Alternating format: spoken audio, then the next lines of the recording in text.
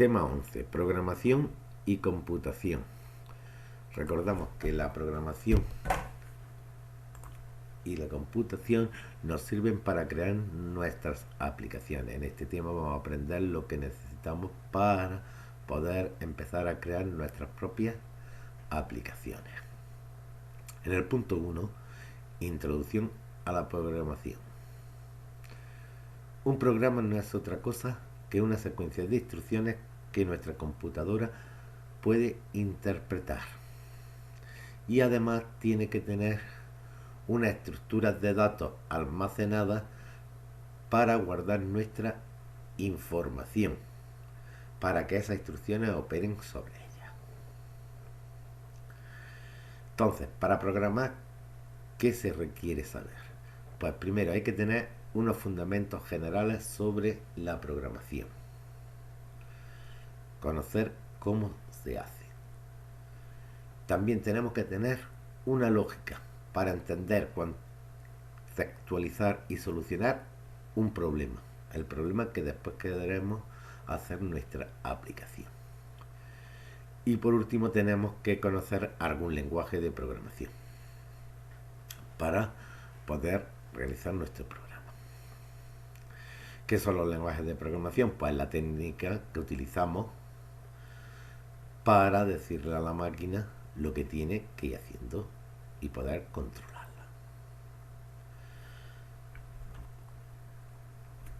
Para empezar a programar tenemos que tener bien asimilados todos los conceptos del tema 1 al 4.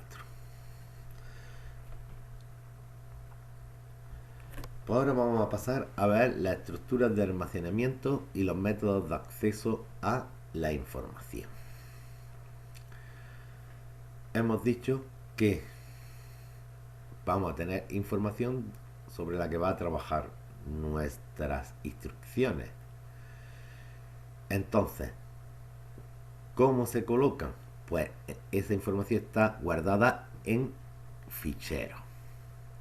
Y estos ficheros tienen sus registros que van a estar en una unidad de almacenamiento.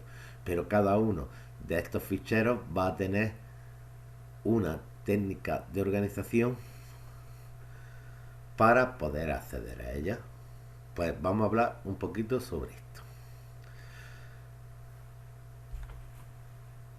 Hemos dicho que los datos están almacenados en ¿dónde? En discos magnéticos, memoria flash, discos ópticos. Y eso se almacena de forma que el rendimiento sea aceptable. ¿Por qué? Porque recordemos que esas unidades son más lentas que el microprocesador, que la CPU. Por lo cual tenemos que tener una estructura de almacenamiento y unos métodos de acceso eficientes para que el ordenador no se ponga muy lento. Entonces vamos a ver las diferentes técnicas que hay para ver sus ventajas e inconvenientes. Y cómo accedemos a estos archivos o bases de datos, que cuando accedemos a ellos en un programa no se accede a todo el fichero o a toda la base de datos, sino a una parte solo de ellos. Entonces, ¿qué es lo que se debe hacer?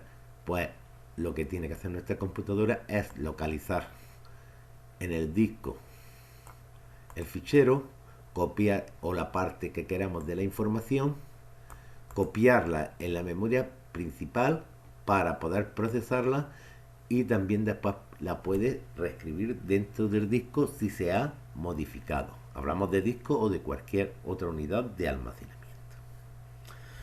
Pues este es el proceso que se hace. Lo localiza, la copia en la memoria, la procesa y si hay modificación la guarda.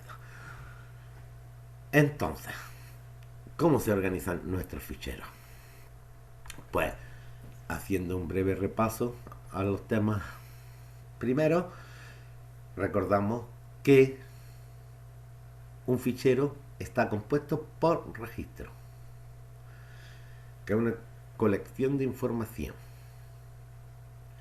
Y es cada uno de los registros está compuesto por varios campos. Y cada campo tenía un tipo de dato. Veamos un ejemplo para entender. Si alguien no lo entiende bien, que vaya al tema 4 y vea cómo estaban lo que eran los registros, los ficheros y los campos. Vamos a crear información sobre alumnos de una clase. Entonces, el fichero sería un fichero, por ejemplo, que se llamaría mis alumnos. Y él tendría un registro que sería alumno. ¿Alumno qué es? Pues la información que yo necesito guardar sobre cada uno de mis alumnos. Entonces el fichero va a tener a todos mis alumnos y el registro, cada registro va a ser la información de un alumno. Pero claro, dentro de la información de un alumno que tenía, pues tengo que guardar el nombre, la edad, por ejemplo, las notas de apunte, si es repetidor, la dirección, el nombre del padre, etcétera, etcétera, etcétera. Pues para cada una de estas información lo que tiene el registro es un campo y cada campo tiene su tipo de dato. Por ejemplo, el nombre es cadena de 40, la edad entero, la nota de junio real, si repite es lógico, sí o no, etcétera. Pues ya que hemos hecho un repaso de cómo es un fichero, un registro y los campos, vamos a ver cómo se almacenan estos. Eso. Pues están almacenados en los dispositivos de almacenamiento. Pero a la hora de transferirse a la memoria principal se transmite carácter a carácter, registro a registro, fichero completo. No.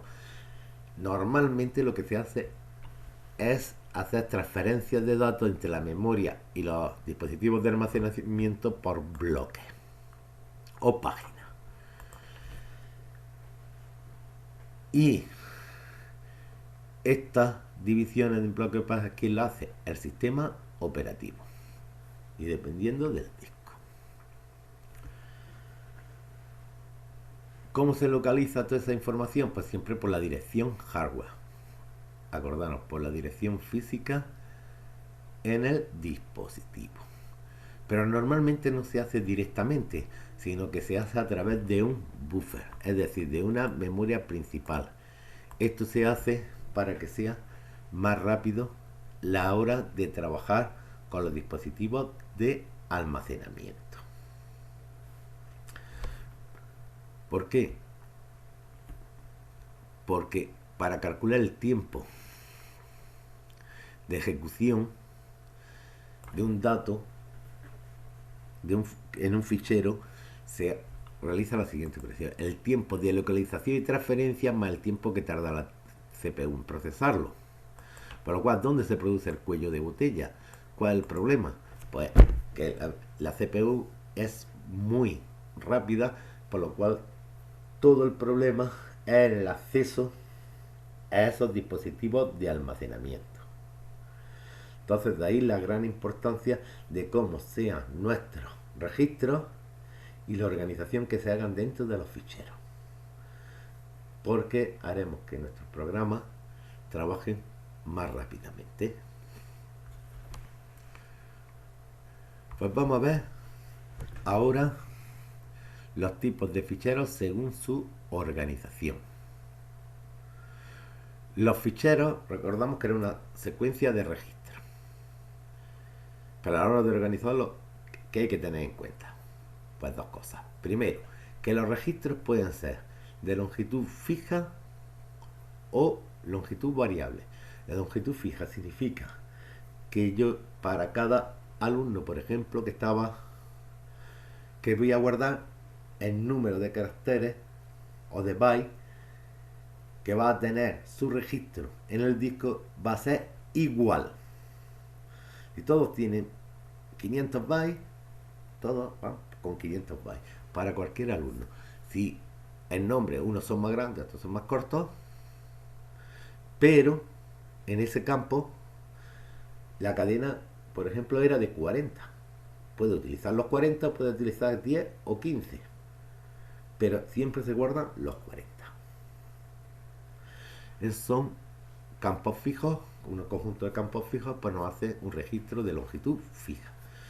Pero después puede ser que para no perder mucho espacio en el disco necesitemos también registros de longitud variable, es decir, que algunos de sus campos no sean fijos, que tengan más o menos cantidad de almacenamiento, espacio para almacenar. Por ejemplo, si vamos a escribir observaciones, no podemos dejar 1000 bytes para escribir las observaciones de un alumno. ¿Por qué? Porque si en algunos no vamos a utilizar ninguno, estaríamos perdiendo 1000 bytes para cada alumno. En otros podríamos sí completarlo. Por lo cual, ese tendría que ser un campo variable. También existe algunas veces que los ficheros pueden ser mixtos, que tengan algunos registros fijos mezclados con otros registros que sean de longitud variable. Todo esto se hace para aumentar la eficiencia de algunas operaciones. Bien, ahora vamos a ver cómo se clasifican los archivos según la organización que tienen su registro. Pues tenemos los archivos o ficheros secuenciales, que su organización de los registros es uno detrás de otro. Y los ficheros de acceso directo, donde podemos acceder directamente a cualquier registro de él. Es decir, secuenciales. Se organiza uno detrás de otro y para llegar al quinto tengo que pasar por los otros 4. En cambio, en el acceso directo, aunque los registros estén uno detrás de otro, pero yo me podría ir al quinto directamente. Es como antiguamente los cassettes y los discos. En un cassette, para llegar a la canción 8, tenía que pasar toda hasta llegar a la canción 8. En cambio, en un disco podía elegir y dejar la aguja en la canción 8 directamente. Pues la organización secuencial y la de acceso directo.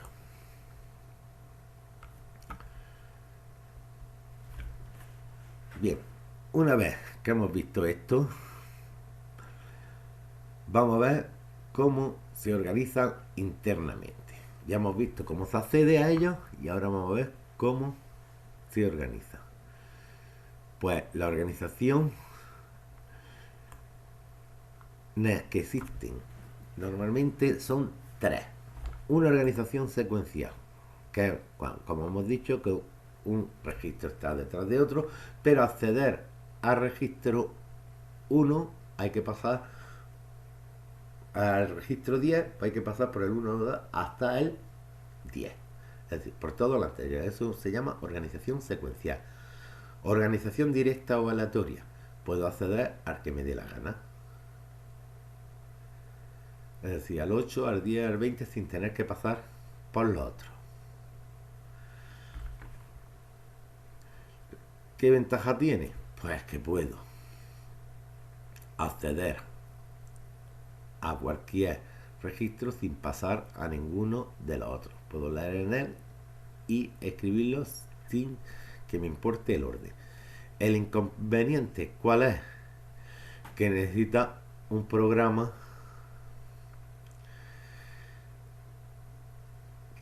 existente para poder realizar esto. Es decir, tiene que haber un programa que controle dónde se encuentra el contenido y en qué posición ocupa para poder acceder directamente. Y por otro lado, una de las organizaciones más utilizadas es la secuencial indexada. Es decir, todos los registros están uno detrás de otro, pero después hay una clave o un índice para poder buscar los registros directamente sin tener que pasar uno por uno. Es decir, creamos un campo clave y entonces solo al buscar ese campo clave después podemos ir a la dirección física de ese registro y buscarlo directamente dentro de la organización secuencial.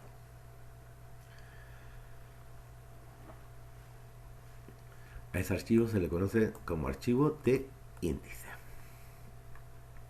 ¿Y qué operaciones podemos hacer sobre los registros? Pues sobre los registros de un fichero podemos hacer las siguientes operaciones. Por ejemplo, crear, buscar, leer, consultar, eliminar, modificar e insertar información. ¿De qué? De un registro. Sobre cualquier registro. También se puede hacer se pueden hacer operaciones sobre un conjunto de registros, que una lectura ordenada, buscar todos, reorganizarlos, etcétera. Y operaciones sobre todo el fichero. ¿Qué se puede hacer sobre todo el fichero? Pues primero sería abrirlo. Para trabajar con un fichero de datos hay que abrirlo. Cuando se acaba hay que cerrarlo para que se quede toda la información. Lo podemos borrar, lo podemos clasificar, reorganizar, dividir, partir, etcétera. Cuando vamos a trabajar en un programa con un fichero, hay tres modos de abrir ese fichero. ¿Cuáles son los modos? Pues el modo de entrada o lectura, que solo podemos leer de ese fichero, no podríamos escribir en él. También lo podemos abrir de modo salida o escritura, que lo único que podemos ir añadiendo información, o en modo entrada y salida, que podemos ir leyendo y además escribiendo información sobre él. Recordar que siempre cuando se ha abierto un fichero, después siempre hay que cerrarlo. Nunca se debe dejar abierto, porque se puede perder la información que hay de él. Cualquier programa que abra un fichero, para terminar, el programa siempre debe de cerrar ese fichero y tener el mínimo tiempo abierto, solo el tiempo que se necesita. En el punto 2, metodología del software o la programación. El software constituye un conjunto formado por tres elementos básicos. Las instrucciones que va a ejecutar el ordenador, la estructura de datos que vamos a utilizar y la documentación adjunta a nuestro software para describir cómo se utiliza y cómo se puede modificar fácilmente. Es decir, una documentación para el usuario y otra información técnica para los programadores que se dediquen después a la depuración o al mantenimiento del programa o aplicación. Para esto es necesario seguir una serie de métodos. Es decir, si quiero crear un programa, no puedo empezar a crearlo de golpe y porrazo, porque no me llevaría a un buen resultado, sino que tenemos que seguir una metodología y también tenemos que seguir unos principios para poder construir un programa o un software fiable y económico. De todo esto se encarga lo que llamamos la ingeniería del software.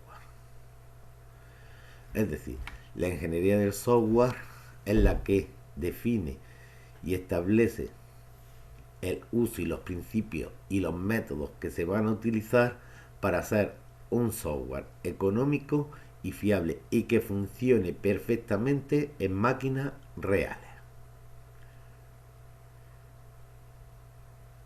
Esta ingeniería del software abarca un conjunto de tres elementos clave: los métodos, las herramientas y los procedimientos, que facilitan las bases para construir nuestro programa de calidad y de forma productiva. Porque recordad, un programa se puede construir de 1000 formas diferentes, pero siempre lo que tenemos que construir un programa muy fiable y productivo e intentar que sea el mejor que se pueda hacer. Los métodos son la técnica de cómo construir ese programa. Las herramientas son el soporte automático, es decir, las aplicaciones que nos van a utilizar, que nos van a ayudar a utilizar estos métodos, y los procedimientos juntan los dos anteriores para facilitar un desarrollo racional y oportuno de nuestro software.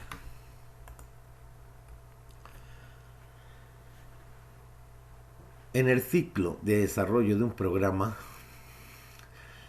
se van a dar muchos problemas y es una tarea muy compleja. ¿Por qué? Porque hay que tener en cuenta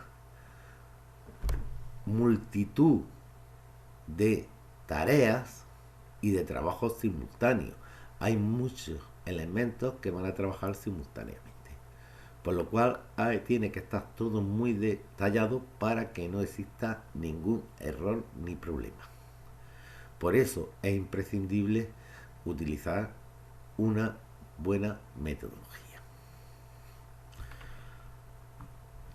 En ingeniería del software, la metodología del software es un conjunto o sistema de métodos, principios y reglas que nos permiten enfrentarnos de manera sistemática, es decir, seguir unos pasos para el desarrollo de una aplicación, para resolver el problema que queremos, a través de un algoritmo. Estas metodologías, porque existen muchas diferentes, generalmente se estructuran en una secuencia de pasos, como hemos dicho, que parten desde la definición del problema y se culminan cuando el programa está resuelto. Es decir, cuando el problema o lo que queríamos hacer ya se puede realizar. Pues vamos a ver ahora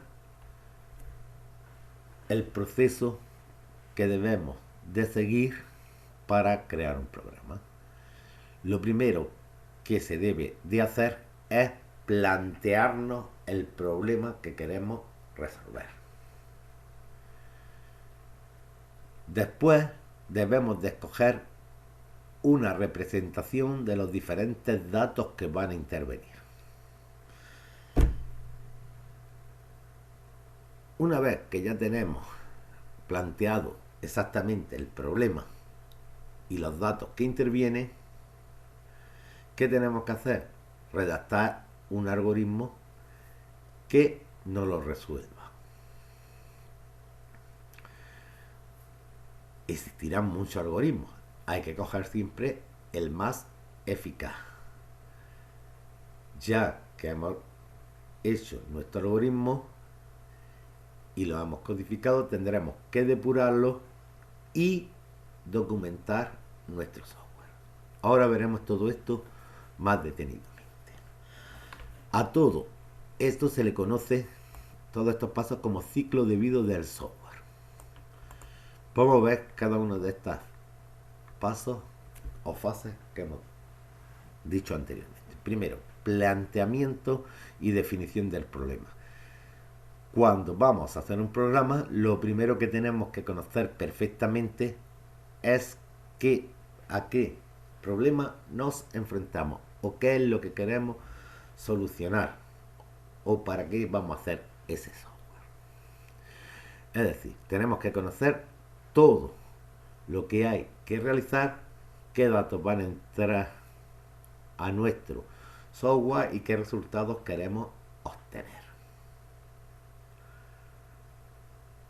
Para eso hay que dialogar con todos los usuarios que van a utilizarlo para comprender en su globalidad lo que queremos hacer y los datos que vamos a tener que utilizar. Ya que hemos planteado nuestro problema y lo tenemos bien definido, ya pasaremos al análisis de ese problema y representar los datos que vamos a usar.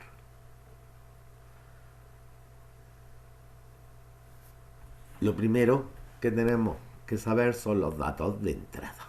¿Qué datos va a utilizar mi software como entrada al programa? Y Lo segundo es cuál va a ser la información que va a producir ese programa. Con todo ello tendremos que diseñar una estructura, un algoritmo que utilicen bien esos datos para solucionar bien ese problema. Si cuando estamos definiendo los datos de entrada, salida y los que utilice nuestro programa de forma intermedia no lo hacemos correctamente, después nuestro programa puede tener problemas y nuestro algoritmo puede ser que no sea lo suficientemente bueno, incluso que no funcione bien. Después de llevar mucho tiempo trabajando, podemos tener que tirar todo, por lo cual eso es fundamental. Ya que hemos analizado todos nuestros datos y todo lo que queremos obtener y todo lo que nos van a dar de información, ¿qué tenemos que pasar? A diseñar un algoritmo. ¿Qué es el algoritmo? Pues son los pasos necesarios que tiene que seguir para que se resuelva el problema. Yo tengo tal problema, ¿cómo resuelvo esto? Pues haciendo los siguientes pasos. ¿Cuáles son las características de un buen algoritmo? Pues un buen algoritmo debe de tener siempre un punto de inicio, donde empieza.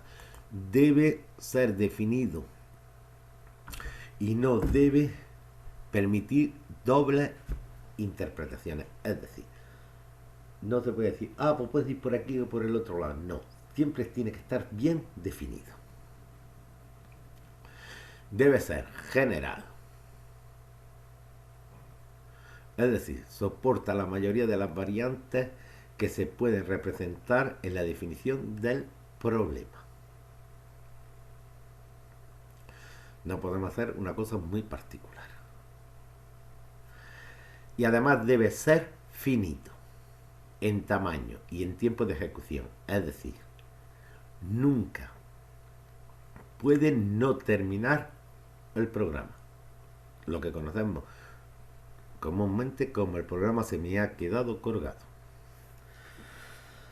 Para ayudarnos a todo esto existe una serie de herramientas que se llaman las herramientas Case, que nos ayudan a realizar todas estas fases de diseño de los datos y del algoritmo.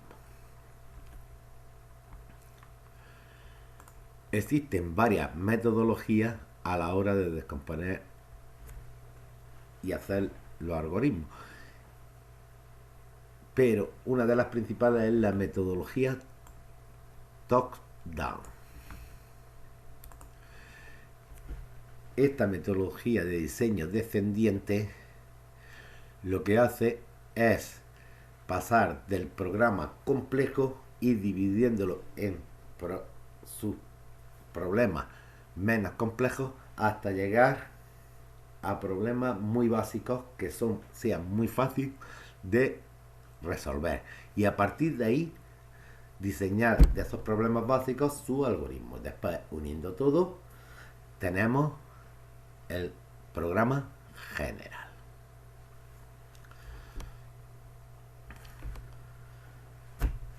Este método tiene los siguientes objetivos: simplifica el problema y los subprograma en cada descomposición. Es decir, cada vez que descomponemos, los problemas van a ser mucho más pequeños, por lo cual van a ser más fácil de resolver. Las diferentes partes del problema pueden ser programadas de modo independiente, sin tener nada que ver una con ella. Incluso lo podrían hacer diferentes programadores.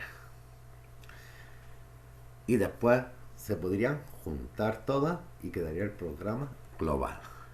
Y el programa final queda estructurado en forma de bloques o módulos, que después hacen muy sencilla la lectura, el mantenimiento y la depuración de dicho programa. Existen otras técnicas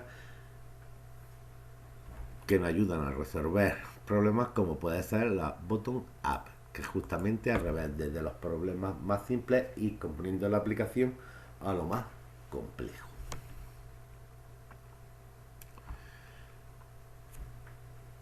Comprobación y optimización del algoritmo. Una vez que se haya hecho el algoritmo, pues tenemos que comprobar que es correcto cada una de sus ramificaciones, es decir, tendríamos que probar todo para saber que es correcto todo y que realiza cada uno la función que se desea.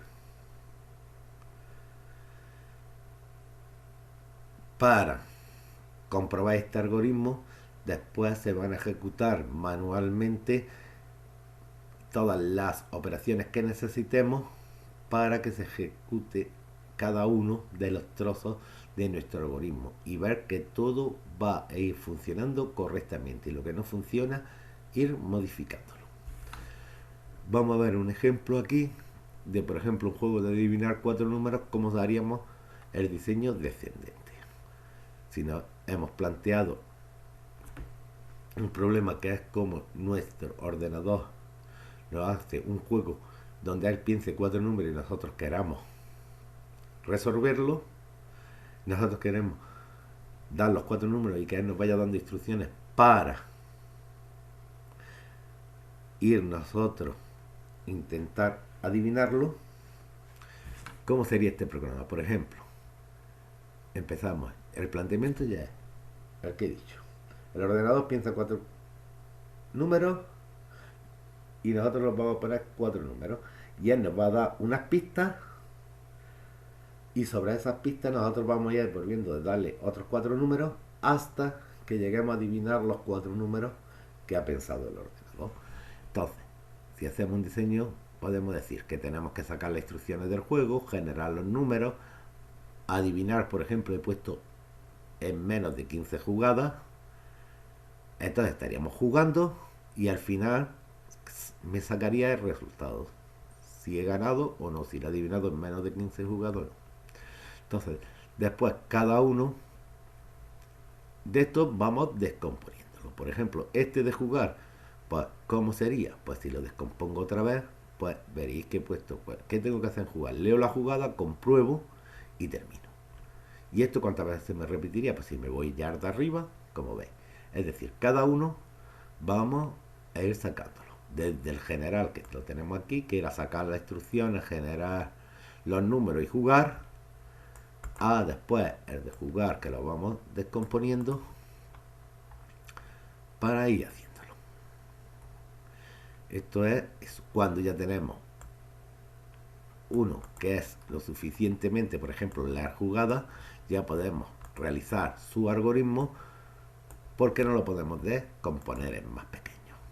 Si se pudiera descomponer, pues hacemos otra descomposición hasta llegar a un bloque donde nosotros podemos ya codificarlo. Es decir, hacer las instrucciones y poner las instrucciones para hacerlo. Pues pasamos al punto 4, que es la codificación o implementación del programa. Este paso es cuando nosotros vamos a codificar, es decir, poner ya en un lenguaje de programación las órdenes para que se ejecute nuestro programa. Pero no se hace exactamente de principio, sino que lo primero que tenemos que hacer es realizar lo que se llama diagrama de flujo, es decir, un algoritmo donde vamos a ir poniendo todos los pasos que se va haciendo el programita, el pequeño programa. Por ejemplo, si vemos aquí, leo 2 números, lo compruebo, lo escribo y escribo X. Este sería un programa de mayor y menor. O crear su pseudocódigo. ¿Qué es el pseudocódigo? Son lo mismo que si lo pusiéramos la instrucción en un lenguaje de programación, pero sin tener que utilizar ningún lenguaje de programación, sino ponerla en lenguaje que lo entendamos nosotros. Por ejemplo, en español. Una vez que tengamos ese pseudocódigo, ya después llegará la hora de elegir qué lenguaje de programación vamos a utilizar, que sería el siguiente paso. Yo tengo ya hecho mi algoritmo de todos y cada uno de los pequeños programas o subprogramas que tengo que hacer, y entonces decimos, pues para esto me interesa tal lenguaje de programación, pues voy a utilizar ese. Si solo sé uno, lo tendré que hacer en ese lenguaje de programación. Y si no, podría aquí elegir el que mejor se adapte a nuestro problema. Y ya una vez que ya lo tengo, pues ya sí paso lo que es la codificación, que es pasar cada una de estas instrucciones a dicho lenguaje. Y entonces ya podemos empezar a compilar y a ejecutar y hacer nuestras pruebas para ver que todo va funcionando. Aquí vemos ya un algoritmo o un pseudocódigo de los números aleatorios. Y después ya, una vez que hemos codificado, que sería pasar este pseudocódigo que está aquí a cualquier lenguaje de programación, por ejemplo esto está hecho con PSeInt, pero ahora lo podríamos pasar a C, Java, Python, etcétera. Y aquí cada uno tenemos que poner cada una de estas instrucciones como se haría en ese lenguaje. Si las instrucciones o los bloques no son iguales, pues lo adaptamos a ese lenguaje. Pero prácticamente todos los lenguajes funcionan similarmente.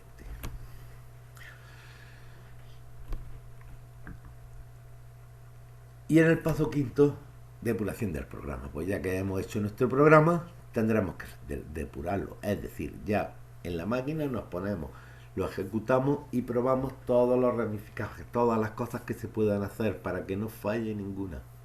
Y ver que todo funciona correctamente. Incluso se hacen paquetes de pruebas con datos para que se vea eso. Se intentan meter datos que puedan dar errores para ver que lo resuelve bien el programa. Pues todo eso es lo que se hace con cada uno de nuestros subprogramas. Y finalmente pues tenemos que integrar todo y ver que todo funciona correctamente. Y por último, lo que tenemos que hacer ya es documentar y el mantenimiento. A lo largo de todo el proceso habremos generado nuestros documentos técnicos que después se pueden adjuntar a esta documentación para que si son otras personas las que tienen que realizar el mantenimiento del programa o la depuración mientras esté funcionando, tengan bien claro lo que tiene que hacer, lo que hace cada uno de estos trozos de programa. Y también damos una buena documentación para que el usuario la pueda utilizar. Pues bien, pues esto es lo que se llama el ciclo de vida del software.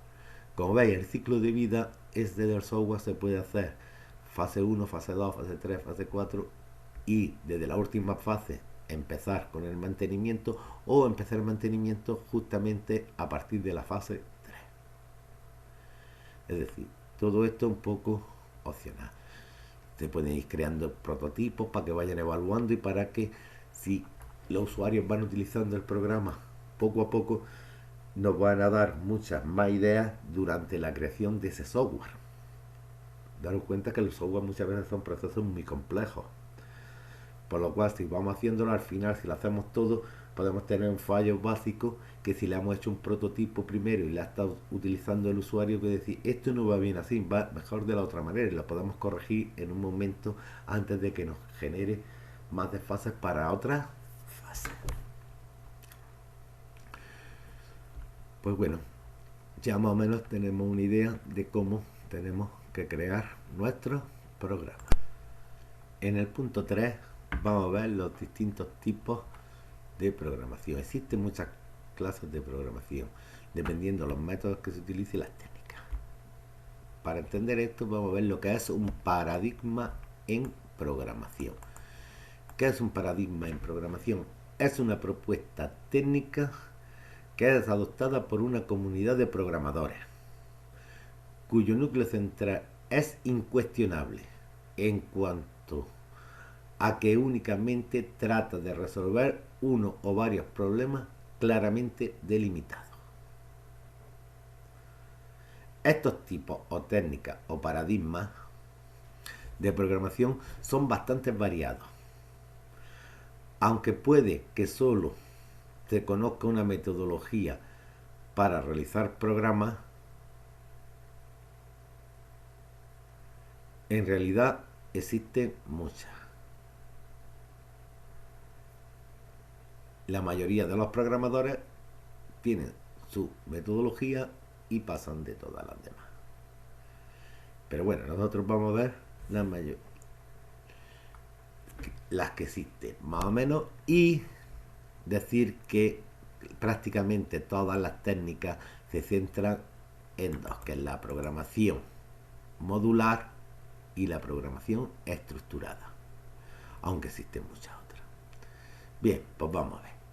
Empezamos con la programación imperativa. Este paradigma describe la programación con sentencias de cambio de estado. La programación imperativa, el ordenador va dando órdenes para que se vayan realizando las tareas, una orden detrás de otra. Suelen utilizar sentencias como go to, ir a para realizar los programas. Es una técnica donde es difícil depurar los programas porque se pueden producir muchos saltos que no son recomendables en una programación estructurada, que es el siguiente tipo. La programación estructurada, hemos dicho que ya es uno de los que se basan casi todas las demás. ¿Y en qué consiste? Consiste en hacer un programa con la mayor claridad y calidad y en un tiempo mínimo. Pues bien, vamos a ver un poquito cómo funciona esto y cómo ha evolucionado a través del tiempo. El teorema de programación estructurada demuestra que todo programa puede ser escrito utilizando únicamente 3 instrucciones de control. Es decir, que cualquier programa se puede hacer con una secuencia, con condiciones y con iteraciones. Es decir, una instrucción detrás de otra, decidir si se hace una cosa u otra y repetir una cosa varias veces. Con estos 3 tipos de controles se hace cualquier programa del mundo. Bien, pues, ¿qué incorpora esta técnica? Pues esta técnica se basa en lo siguiente, en un diseño descendente, top-down, como hemos visto anteriormente, es decir, descomponer cada etapa en estructuras jerárquicas, desde las más difíciles y haciéndolo cada vez más fácil. Los recursos abstractos, simplificarlos. Es decir, si hay acciones complejas, hay que hacerlas más simples. Y la estructura, pues hacerlas las 3 más básicas, la estructura secuencial, las 3 que hemos dicho, las 3 básicas, la secuencial, las selectivo condicionales para poder decidir y las repetitivas para hacer una cosa varias veces. ¿Cuáles son las ventajas de esta programación estructurada? Pues que los programas se hacen mucho más fáciles de entender. Se reduce la complejidad de las pruebas. Cuando vamos a hacer pruebas, las podemos hacer mucho más fácilmente. Aumenta la productividad del programador.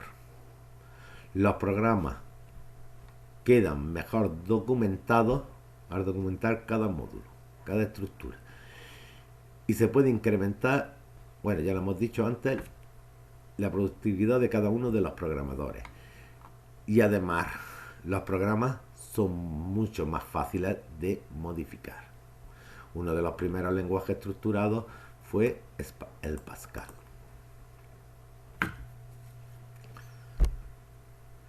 ¿Cuándo sabemos si un programa está estructurado? Pues cuando posee un único punto de entrada y una sola salida. Existen de 1 a n caminos desde el principio hasta el fin. Es decir, desde el principio hasta el fin yo puedo ir por un lado, por otro, pero hay n. Siempre sabemos cuántos caminos puede haber. Y todas las instrucciones son ejecutables sin que aparezcan bucle infinito. Es decir, todas las instrucciones del programa se pueden ejecutar alguna vez, siempre por algo. Y nunca se puede quedar el ordenador colgado en un bucle infinito. Pues estas son la base de la programación estructurada. que es una de las más usadas. Y otra de las más usadas es la programación modular, que normalmente se utiliza conjunto con la estructurada. ¿Qué es la programación modular? Pues cuando hemos visto antes el top-down, el análisis top-down, puede ser una programación top-down, es decir, los programas descomponen los módulos mucho más sencillos, que se llaman subprogramas. Normalmente los subprogramas suelen ser de dos tipos, procedimientos y funciones. Al hacer estos subprogramas hacemos que todo sea mucho más legible. ¿Por qué? Porque cada subprograma es independiente, va a tener sus propias variables, ya sean para él solo o puede utilizar variables globales que se utilicen en todo el programa. Y cada módulo es independiente y puede mandarle datos a otros subprogramas o al programa principal. Y como hemos dicho, suelen utilizar dos tipos de subprogramas dentro de los módulos, que es los procedimientos y las funciones. La diferencia de un procedimiento y una función fundamental es que la función en su nombre devuelve un valor, es decir, un dato. En el mismo nombre del subprograma devuelve ya el valor. En cambio el procedimiento no. El procedimiento genera y después puede devolver varias informaciones independientes, pero en variables, en parámetros que se llaman. Pues estos son los principios básicos de la programación modular. Y ya hemos dicho que junto con la estructurada son la base de la mayoría de los paradigmas. Después, otra programación que se utiliza mucho es la programación orientada a objetos, que puede estar utilizando las otras dos anteriores, pero esta además lo que hace es trabajar con objetos, que lo que hace es que se aumente muchísimo la velocidad de desarrollo, porque los objetos pueden ser reutilizables en diferentes programas o aplicaciones. Esa es la gran ventaja de la programación dirigida a objetos. ¿Qué es el objeto? Pues es un conjunto de datos y programas, es decir, cada objeto, además de tener informaciones, tendrá también una serie de programas para trabajar independientemente el objeto con sus propios programas. El objeto contiene datos bien estructurados y pueden ser visibles o no para el resto de los procedimientos de los programas que tengamos. Por eso una de las principales cosas que son los polimorfismos y la herencia son de las características más fundamentales de este tipo de programación. Ya la veremos un poquito más adelante. Por ejemplo, un lenguaje que se utiliza es Java para programación dirigida a objetos. Después tenemos otros tipos de programación ya, que es por ejemplo la programación dirigida a eventos, que en este paradigma lo que se hace es que los programas se van a ejecutar según los sucesos que van ocurriendo en el sistema, según lo que vaya pasando. Por ejemplo, si pasa el ratón por encima, si le pulso el botón derecho, etcétera, etcétera, etcétera. Cada vez que eso se provoca un evento que hace una serie de cosas. La programación concurrente, que es cuando tenemos que realizar varias acciones a la vez. Y sucede mucho para controlar los accesos del usuario a los programas de forma simultánea. Es una programación lenta y laboriosa y difícil de hacer. Y después otro tipo de programación es la declarativa. Este paradigma se basa en el desarrollo de programas muy específicos que se hacen declarando con un conjunto de condiciones, proposiciones, afirmaciones, etcétera, etcétera, o ecuaciones matemáticas para detallar eso.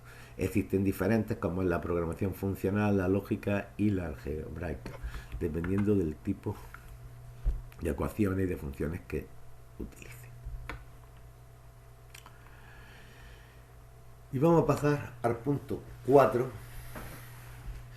y vamos a ver los algoritmos en la programación estructurada. estructurado. Centrándonos un poquito en el paradigma de programación estructurada, pues vamos a ver lo fundamental, que es cómo crear los algoritmos en este tipo de programación. Pues bien, ¿cuáles son las características que debe cumplir un algoritmo? Pues son tres. Precisión, es decir, un algoritmo debe indicar claramente y sin ambigüedad ninguna lo que hace y los pasos que va realizando. Y siempre tiene que llegar a una solución y ser muy concreto. Repetitivo, el algoritmo debe poder repetirse tantas veces como sea necesario. Y finito. Es decir, que siguiendo los pasos siempre se tiene que alcanzar alguna solución final.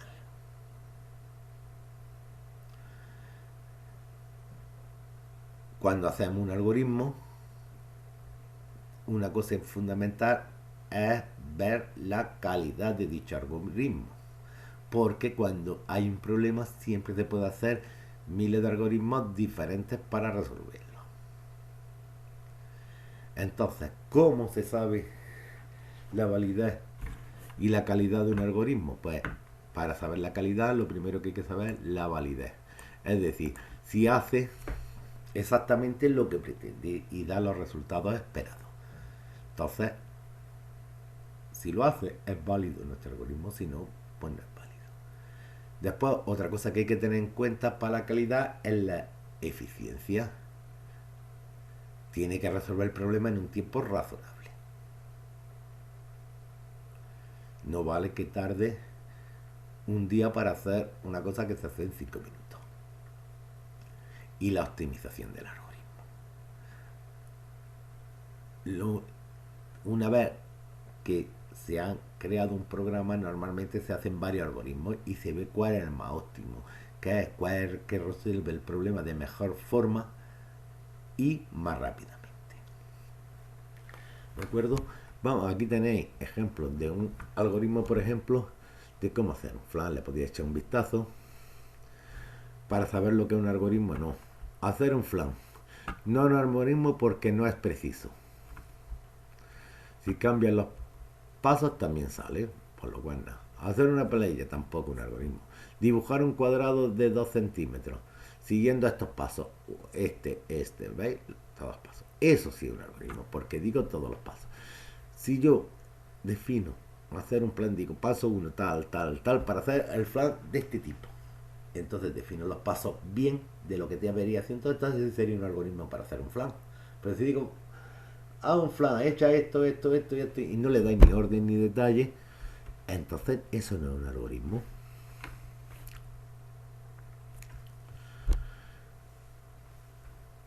A cada uno de los pasos específicos de un algoritmo se le llama instrucción o sentencia. Cada tarea de un algoritmo se puede resumir en 3 pasos. Tomar una información inicial o de entrada, operar con ella, obtener una información de salida. Para todo esto, el organismo, para manejar toda la información, el algoritmo, ya sea de entrada y de salida, se pueden utilizar los memorias de almacenamiento del ordenador, los teclados, los periféricos de entrada, salida, etcétera, dependiendo de lo que necesitemos en cada momento.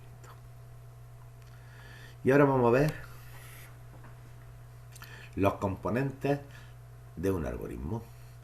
Pues en un algoritmo podemos diferenciar claramente lo siguiente: los datos, que es toda la información que va a ser utilizada, que ya hemos dicho que puede estar en las memorias auxiliares de almacenamiento o pueden ser proporcionadas por los periféricos de entrada y salida. Cada uno de estos datos va a utilizar un espacio de memoria principal, porque recordamos que los datos que está utilizando un programa tienen que estar en la memoria principal del ordenador. Y estos datos pueden ser de varios tipos. por ejemplo, tenemos los datos constantes, que son aquellos que no van a cambiar durante toda la ejecución del programa. Por ejemplo, pi, el número pi no cambiaría nunca. Pero otros, por ejemplo, podría ser el IVA. El IVA, cuando empieza a ejecutarse un programa, si es del 16%, pues será del 16%, que después a la larga, dentro de 5 años, cambia. Vale, pues cambia. Pero normalmente mientras lo estamos ejecutando el programa va a tener el mismo valor, por lo cual en ese momento es una constante. ¿Y qué son las variables? Pues son datos que van cambiando su valor a lo largo de la ejecución de nuestro programa. Otra cosa, además de los datos, tenemos expresiones. ¿Qué son las expresiones? Son la combinación de constantes y variables con distintas funciones que se hacen según el lenguaje de programación. Una expresión es una representación de un valor. Por ejemplo, esto sería una expresión. Otras expresiones pueden ser leer, X, leer, escribir, y todo eso son expresiones. Entonces, esas son instrucciones. Entonces, las expresiones son una serie de operaciones. Entonces, ¿qué se utilizan? Se utilizan lo mismo que se suele utilizar en matemáticas, es decir, los paréntesis, la suma, resta, los distintos operadores y las conjunciones, por ejemplo, and, or, no, disyunción, o sea, las operaciones lógicas. Son expresiones matemáticas que normalmente es conveniente aprender cuando vamos a utilizar un lenguaje de programación. Y después otra cosa que tenemos son las instrucciones. ¿Qué es las instrucciones? Pues son la secuencia de órdenes que vamos dando. Entonces existen de distintos tipos. Por ejemplo, para declarar lo que vamos a utilizar, pues se llaman instrucciones declarativas. Por ejemplo, digo, voy a utilizar saldo, que va a ser del tipo entero, es decir, donde declaro los datos que voy a utilizar en el programa.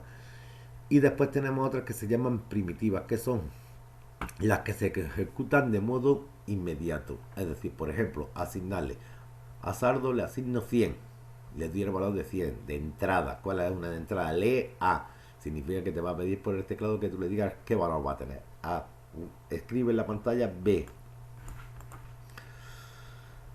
Y después están las de control, que son, por ejemplo, las alternativas y las repetitivas, que hemos dicho. Es decir, las que repiten una cierta instrucciones varias veces, y las alternativas condicionales para poder decidir por un lugar u otro donde debe realizar la acción el programa. Estructura general de un algoritmo. Pues vamos a ver la estructura que tiene un algoritmo. Pues existen varias técnicas usadas. Una es el diagrama de flujo. ¿Cómo se realiza un diagrama de flujo? Pues se realiza utilizando una serie de símbolos normalizados. Aquí tenéis los distintos símbolos que se utilizan para las instrucciones de principio, fin, salida de datos, etc. Las líneas se utilizan para flujo. Y echarle un vistazo tranquilamente. ¿Y qué se recomienda para hacer un diagrama de flujo? Pues se recomienda que se deben usar solamente líneas de flujo horizontales y o verticales, nada de diagonales. Se debe de evitar el cruce de líneas, se deben utilizar conectores cuando hay un cruce, se deben trazar símbolos de manera que se puedan leer de arriba a abajo, de abajo a arriba, de izquierda a derecha. Los textos escritos dentro de los símbolos deben ser escritos claramente, evitando muchas palabras. Y después tenemos el pseudocódigo, que ya estuvimos hablando de él, que es una mezcla de lenguaje de programación y en español. Recordamos que todos los lenguajes de programación están en inglés.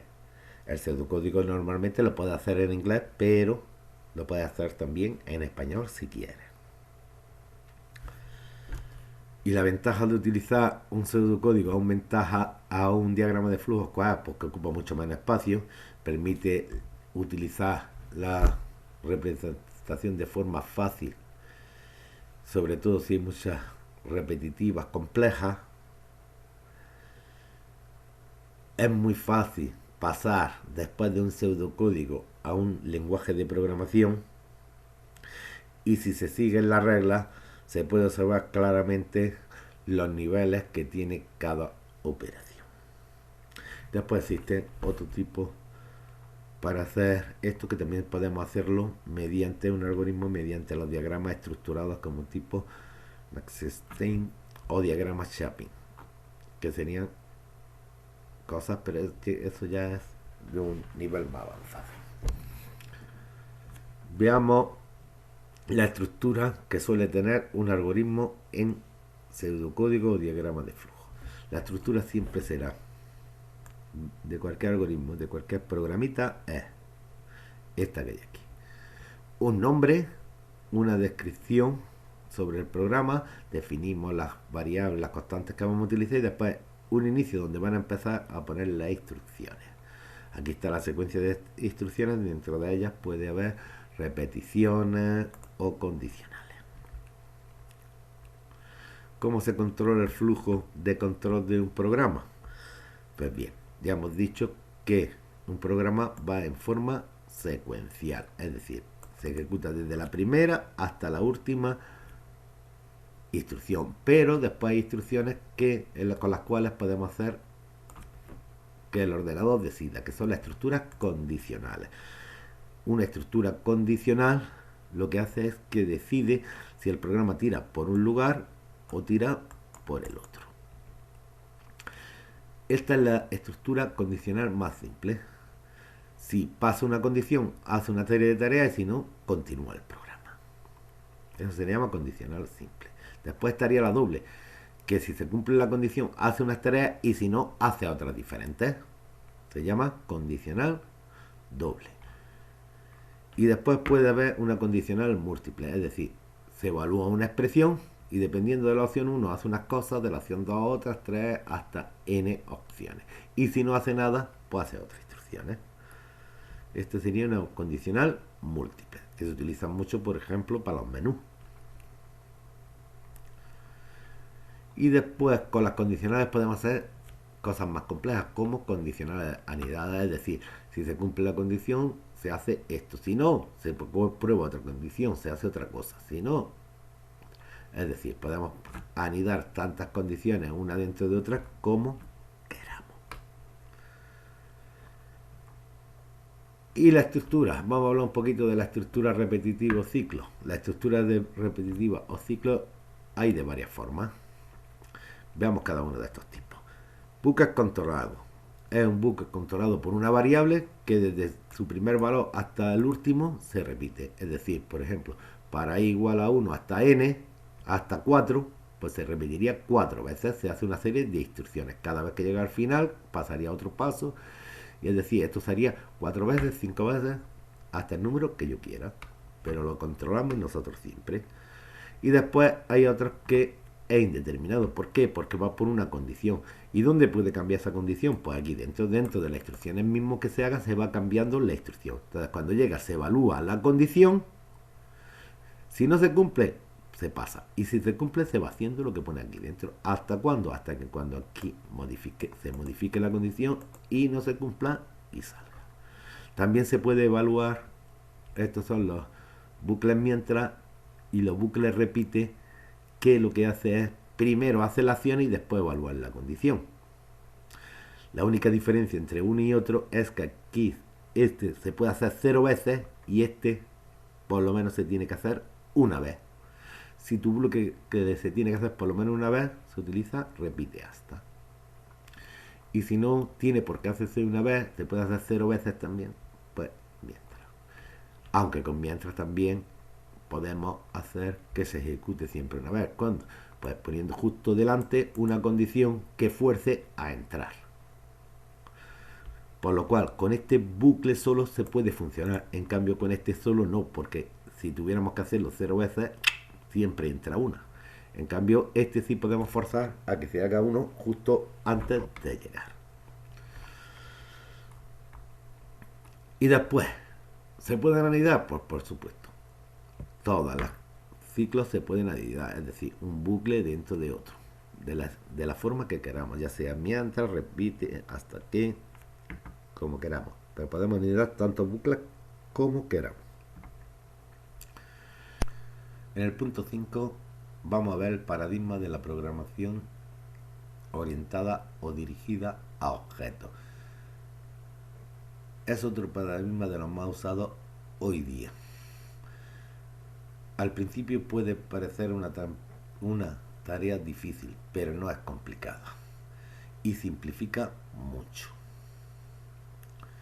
Pero tampoco vamos a decir que es una cosa sencilla. Durante mucho tiempo los programadores se dedicaron a hacer muchas aplicaciones muy complejas que resolvían muchos problemas, pero que una vez terminados no podían ser utilizados por otros programadores. Y por eso se creó la programación dirigida a objetos. Esta programación o este paradigma da una serie de normas para realizar las cosas para que después puedan ser usadas por otras personas. Es decir, con esto reutilizamos el código y hace que el trabajo sea mucho más productivo. Cada programador puede utilizar cosas que han programado otros y esto hace que las cosas se hacen mucho más sencillas y mucho más rápidas. Veamos cómo trabajamos con la programación dirigida a objetos. Imaginaros que antes, por ejemplo, si un programador había diseñado una ventana, minimizar, maximizar, restaurar, solo lo utilizaba él para sus programas, pero los demás no podían utilizarlo. Ahora con este tipo de programación, con el objeto ventana, tú solo tienes que mandar las instrucciones para utilizar dicho objeto. Y no tienes que crear todo para que una ventana trabaje. Pues bien, con esto, pues la programación dirigida a objetos se basa en el objeto, que es cualquier entidad representable en un programa informático. Bien, sea real o no. Puede ser un concepto, por ejemplo, también. Entonces, el objeto, que puede hacer cualquier cosa, es un sustantivo y se va a trabajar sobre él. Por ejemplo, el coche. Vamos a trabajar con un objeto de aquí en adelante que se llame coche. ¿Y qué le pasa a los sustantivos? O en este caso al coche. Porque estos objetos tienen una serie de cualidades, estados. Por ejemplo, el coche es verde, mide tanto, tiene un ancho determinado, etcétera. Entonces, ¿qué podemos hacer con ese objeto? Pues se puede hacer muchas cosas. Por ejemplo, los sustantivos suelen tener lo que se llama adjetivos. Por ejemplo, verde sería un adjetivo de coche. Eso es lo que llamamos en programación dirigida a objetos una cualidad, que es un atributo de dicho objeto. Si queréis, aquí tenemos un ejemplo. El coche, el atributo es color y la cualidad es verde. Entonces, de color te vamos a tener muchas cualidades. Pues esta es la forma de trabajar con los objetos, donde cada objeto puede ir cambiando sus distintos atributos por las cualidades que tenga en cada momento.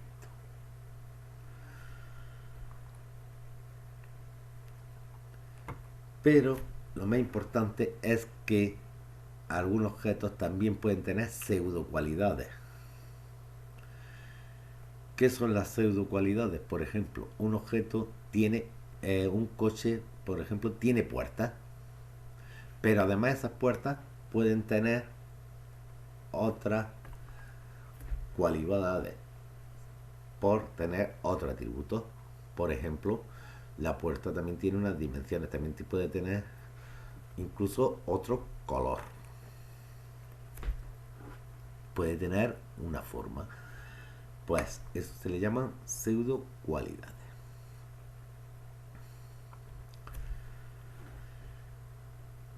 Es decir, que podemos deducir que un objeto tiene dos tipos diferentes de atributos. Los que responden a la pregunta ¿cómo es el objeto?, que son definidos por sus cualidades propias del mismo objeto, y los que están definidos por cualidades de otro objeto. Aquí en el ejemplo gráficamente lo podéis ver mejor. El coche tiene su color, su tamaño, pero además tiene puertas, ruedas y asientos. Después los asientos pueden ser de un tipo, de un tamaño, la rueda de un material, de un tamaño, etc. Entonces, como vemos, los objetos se pueden estar formados de otros objetos diferentes. Pero incluso podemos llegar a más. Incluso podemos crear subtipos. Por ejemplo, vamos a un caso extremo, podríamos definir un subtipo que sea avión, que sería un coche que además de tener todas las cualidades de un coche, tiene alas. Además de otra serie de atributos. Entonces, como vemos, aquí podemos hacer cosas bastante complejas trabajando con los objetos. Otra cosa que es fundamental saber son los métodos. ¿Qué es esto? Pues los objetos tienen la capacidad de realizar acciones. Estas acciones que son los verbos. Es decir, que para conocer las capacidades de un objeto debes preguntarte ¿qué puede hacer el objeto? Y con esta respuesta tendremos los métodos. Entonces, si seguimos, podemos ver que, por ejemplo, un avión puede volar, un coche puede moverse, acelerar, etc. Pues a esto se le llama método. Y actúan cuando reciben un mensaje de este o de otro objeto. Y los mensajes nos sirven para interactuar entre los distintos objetos. Es decir, que un objeto con otro se comunica a través de un mensaje. Cuando un objeto recibe un mensaje, realiza las acciones de dicho mensaje y cambia su estado. Por ejemplo, si un coche está parado y recibe un mensaje de acelerar de otro objeto, el coche se pondría en movimiento. Pues así es como funciona la programación dirigida a objetos. Aquí he puesto un resumen de cómo se denomina cada uno de los elementos. Cómo se denomina un elemento en programación y en programación dirigida a objetos. Cuando hablamos de objetos es un elemento en la programación tradicional, en cambio en programación dirigida a objetos se le llama objeto. Cuando hablamos del atributo de un elemento son las propiedades. Una acción en programación dirigida a objetos se le llama método. Cuando hablamos de un atributo objeto es una técnica, aquí es una composición. Vemos que los objetos relacionados en sí tienen nombres de atributos iguales, a eso se le llamamos un polimorfismo. Y cuando hablamos de objetos que son un subtipo, hablamos de herencia. Es decir, que un subtipo hereda las características del tipo al que pertenece. Pues bien, esta es la clave de la programación dirigida a objetos. Veamos los elementos y las propiedades de este paradigma. Pues los elementos en la programación dirigida a objetos pueden entenderse como los materiales que necesitamos para diseñar el programa.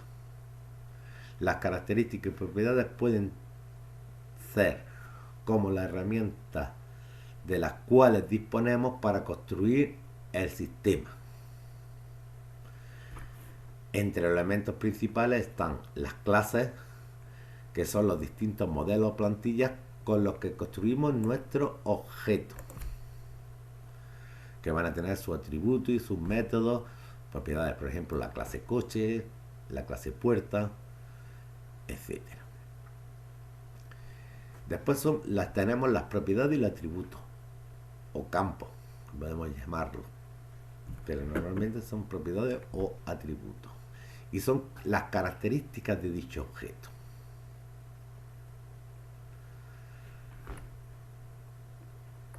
Y después están los métodos, que son las funciones. Es decir, lo que puede hacer. Por ejemplo, un coche puede arrancar. Estos métodos pueden ser recursivos, llamarse un método a él solo, etc. Son como los procedimientos y funciones para asimilarlo a la programación estructurada. Y después tenemos los objetos. El objeto es la materialización o la instancia de una clase. Es decir, yo tengo la clase coche, ahora puedo decir coche de mi primo, coche de mi abuelo. Puedo definir tantos objetos como quiera. Cada vez que defino o instancio un objeto, estoy utilizando un objeto de dicha clase y son las que vamos a estar utilizando. Si después digo acelera, coche de mi primo, acelera, porque está acelerando el coche de mi primo. Si digo coche de mi tío, porque acelera el coche de mi tío. Podemos tener tantos objetos como queramos. O mi coche, por ejemplo. Mi coche es del tipo objeto coche. Y entonces coge todas las características que hemos definido y todos los métodos de la clase, por lo cual podemos hacer todas las operaciones que nos digan y darle todas las propiedades que tenga dicha clase. Eso, recordad que se llama instanciar, que es cuando creamos un objeto de una clase. ¿Cuáles son las características que tiene esta programación dirigida a objetos? Pues primero la abstracción. Se trata de aislar todas las características esenciales, nos traemos y cogemos las características esenciales del modelo que vamos a trabajar. Lo encapsulamos dentro de un objeto, es decir, como si fuera una cosa única, y le creamos todas sus propiedades y métodos. Incluso hay algunos que los podemos ocultar, que solo pueden trabajar dentro del mismo. Es decir, cuando yo le doy para hacer algo, un objeto puede llamar a propiedades o métodos de otro objeto para cambiarlo, pero que no se vean al exterior, que no se pueden utilizar de otros programas, los que están ocultos, que son privados para el objeto. Y después otra de las características es la herencia, que es decir, que de un subtipo coge todas las características del tipo al que pertenece y todas las propiedades y métodos. Y por último tenemos los polimorfismos. Cada método de una clase puede tener varias definiciones distintas. No siempre tiene por qué ser igual. Por ejemplo, en el caso de un parchís, la partida puede empezar con 4 jugadores, pero también podemos hacer que empiece con rojo y azul. Es decir, el empezar puede empezar de diferentes formas. A esto se le conoce como polimorfismo. No siempre tiene que ser las cosas iguales.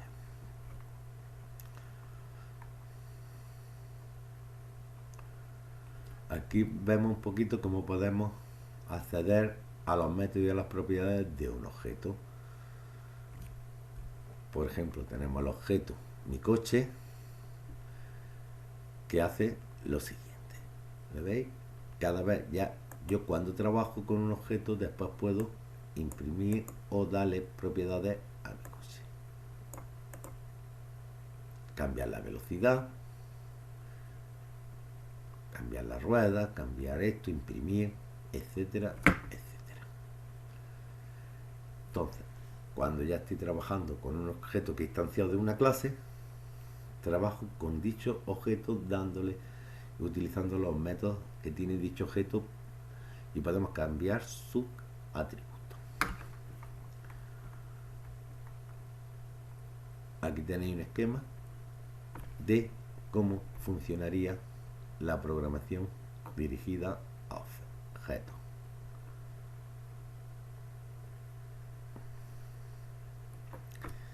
Y por último,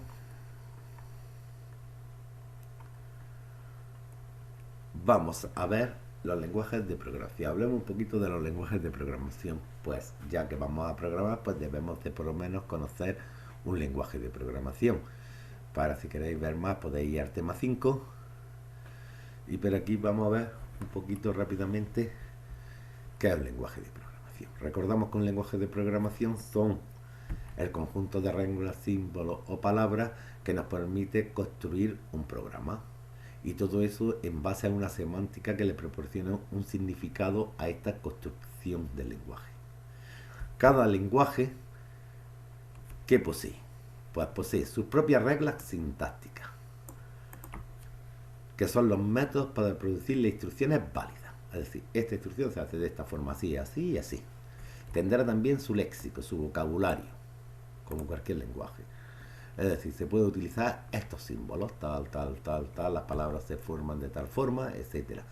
Después va a tener lo que se llama unas palabras reservadas, que son palabras que son propias del sistema, que se va a utilizar y el lenguaje las quiere para algo. Para, por ejemplo, para declarar, para hacer instrucciones.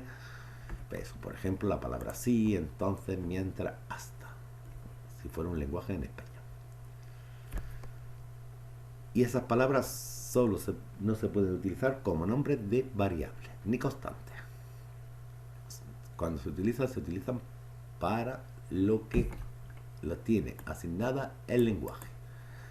Y después va a tener también una regla semántica que deben definir los conceptos de las sentencias, las expresiones, identificando variables, constantes, etcétera, y permiten de forma fácil verificar si una secuencia de símbolos es una expresión correcta en el lenguaje. Es decir, todo tiene que ser bien. Tenemos que utilizar un léxico, un vocabulario que sea el del lenguaje, con sus palabras reservadas, las normas sintácticas cuando construimos, y los bloques que construyamos tienen que ser semánticamente. Recordad que yo puedo construir en español, podemos decir sujeto, verbo más predicado, sintácticamente correcta. Si digo el camión está comiendo un bocadillo, se está comiendo un bocadillo, está correctamente, de forma que estamos utilizando un vocabulario correcto, una sintaxis correcta, las palabras reservadas del lenguaje español estarían correctas, pero semánticamente eso no tendría significado porque el camión no puede comerse un bocadillo. Entendemos lo que es la sintaxis, la semántica y el léxico. Y dentro del léxico lo que son las palabras reservadas. Pues así funcionaría el lenguaje de programación. Entonces, una vez utilizado todo eso, ya podríamos estar utilizando, conociendo todo esto, podríamos utilizar nuestro lenguaje de programación. ¿Existe un lenguaje de programación? No, existen miles. Ya dijimos que existen miles de lenguajes y cada persona que sepa programar podría crear su propio lenguaje de programación. Aquí podemos ver una clasificación, vamos a ir viendo una clasificación rápida de los distintos lenguajes dependiendo de distintos criterios. Por ejemplo, el primer criterio que se utiliza para clasificar los lenguajes es según la abstracción del lenguaje. Si tenemos el lenguaje máquina, el lenguaje de bajo nivel o el ensamblador, que utiliza mnemotécnicos pero la forma de programación es como el lenguaje máquina, y después el lenguaje de alto nivel, que como vimos en el tema 5, ya utiliza una forma de programar que es más parecida al pensamiento humano, no como el de bajo nivel, que es más parecido a la hora de programar a como lo hace la máquina, no como lo hacemos nosotros. Después, dependiendo del propósito, tenemos lenguajes que sirven para todo, del propósito general, y otros que son para uso específico. Por ejemplo, existe para hacer script, después para matemáticas existen los declarativos, los funcionales, etc. La evolución histórica, según la evolución histórica, existen lenguajes de primera, segunda, tercera, hasta sexta generación. Según la manera de ejecutarse, en nuestro computador tenemos los compilados, que una vez creado el código fuente se compila, se pasa a binario, y ese programa se pasa a la gente que lo va a utilizar para que lo utilice, pero va el programa en un fichero binario para ejecutarse. En cambio, los lenguajes interpretados se pasa el código fuente y el usuario con un programa, con un intérprete de dicho lenguaje de programación, lo abre y va ejecutando ese programa, por lo cual lo puede ir modificando incluso al mismo instante si algo no falla o si quiere cambiar algo. Y después están los mixtos, que lo que hace es que genera en lugar de generar el binario, genera lo que se llama un bitcode, que después es interpretado por otro programa para ejecutarse. Por ejemplo, tenemos en la máquina virtual Java, que lo que se hace una primera compilación, pero en lugar de pasarse esa compilación a binario, se pasa a un pseudocódigo, que después pueden ser pasados, y esto da una ventaja porque ese mismo pseudocódigo se puede pasar a distintos sistemas operativos para que lo ejecute. Porque si el programa ya va en binario, si está hecho para Windows, funciona en Windows y no funciona, por ejemplo, en Linux ni en Mac. En cambio, si tú lo pasas el bitcode, después solo con un programita que sepa interpretar ese bitcode, que ya solo se hace un programa, por ejemplo, para Windows, otro para Linux y otro para Mac, interpretaría ese bitcode. Bien, pues estas son las tres formas según su ejecución. Después también tenemos, según la forma de abordar las tareas, están los imperativos, que le indican cómo hay que hacer cada una de las tareas, es decir, paso a paso, esto se va haciendo. Y después están los declarativos, que le indican qué es lo que hay que hacer y el programa lo hace, que es el estilo Lisp y Prolog. Otro paradigma de programación muy empleado, que podemos ver en el punto 3. Según el lugar de ejecución, tenemos los lenguajes que se ejecutan en los servidores o los lenguajes que se ejecutan en los clientes. Cuando ya estamos hablando de aplicaciones muy grandes, puede que esa aplicación la estemos ejecutando en un servidor y todos los usuarios que lo estén utilizando, por ejemplo en una empresa, estén accediendo al servidor y se está ejecutando allí, o puede ser que se esté ejecutando en el cliente y solo acceda a los servidores para utilizar la base de datos. Entonces son dos formas de trabajo diferentes. Después existen otros que son depende si son concurrentes o no concurrentes, el tipo de programación, los interactivos,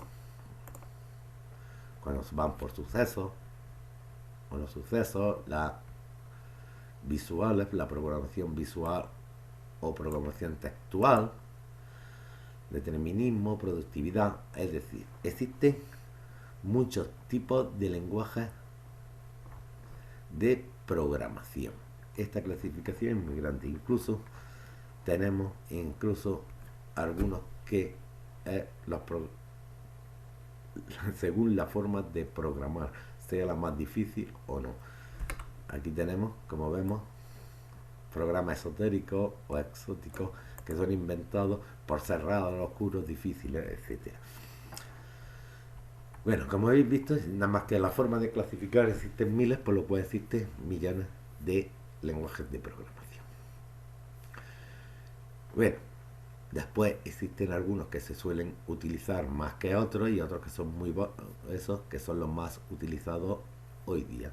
Entonces, después a la hora, dependiendo de las carreras que se van a utilizar, de lo que se va a hacer, se van a orientar a la gente a utilizar unos lenguajes u otros.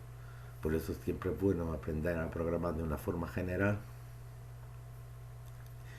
para después centrarnos en algún lenguaje. Si se quiere empezar, más o menos, uno puede ver qué es lo que se va a utilizar en su carrera para empezar a aprender ese lenguaje o empezar a aprender otro. Por ejemplo, un lenguaje que hoy día se utiliza mucho es Python. Aquí podéis consultar las 10 razones por las que utilizar, por ejemplo, este lenguaje, que para aprender es un lenguaje que va muy bien hoy día. ¿Por qué? Porque se puede utilizar en modo servidor, cliente, se puede utilizar también como intérprete, que muchas veces es mucho más fácil para empezar a aprender. En la web también se puede utilizar, etcétera. Un lenguaje que está pegando actualmente mucha caña.